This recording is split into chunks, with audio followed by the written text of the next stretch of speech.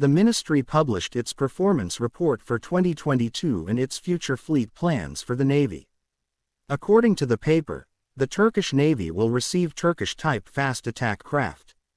The ministry says that the project is dealt with under the responsibility of the Defense Industry Agency (SSB), and it will have 3 phases: contract design, prototype construction and construction of remaining FACs.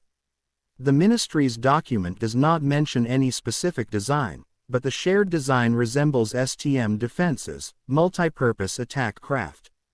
The multi-purpose attack craft is a monohull platform designed to perform anti-surface and anti-air warfare along with patrol duties in shallow waters, 20 kn cruise speed, and open seas, 1100 nm range under heavy sea conditions.